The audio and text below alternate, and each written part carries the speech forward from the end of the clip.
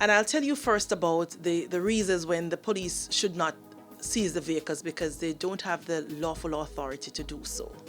If you don't have a driver's license in your possession, the police should not seize the vehicle. They can prosecute you under the Road Traffic Act. Now, there's a difference between not having a driver's license and not having your driver's license in your possession. If a person was never issued with a driver's license, that person clearly should not be driving a motor vehicle. What the police will do in those circumstances is that, for one, the person will be prosecuted. If they find out that the owner of the vehicle allowed the individual without a driver's license to use the vehicle, that person, the owner, can be prosecuted as well. Otherwise, the police will take possession of the motor vehicle, because they will not allow a continuation of the offense. They will take possession of the motor vehicle and will get someone who has a driver's license or the owner to come and claim that vehicle. We don't seize a motor vehicle for no insurance coverage.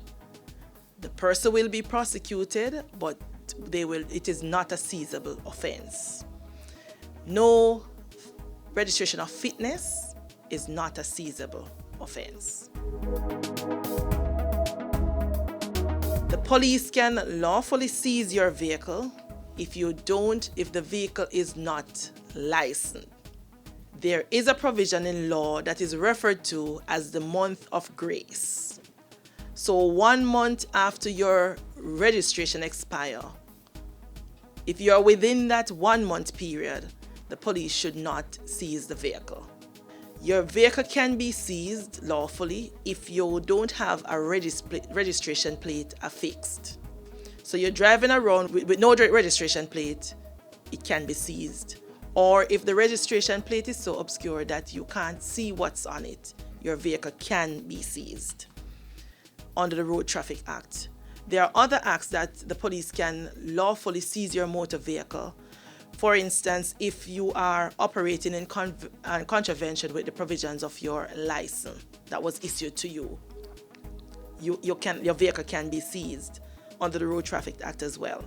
Also, under the Dangerous Drug Act, Section 24 of that act allow the police to seize vehicle if the vehicle is suspected to be used in commission of those offenses.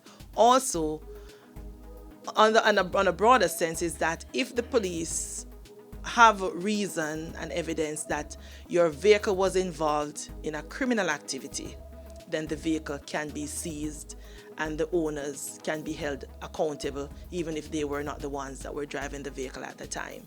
So those are the circumstances when your vehicle can be lawfully seized by the police. There are other provisions when you can have your vehicle towed.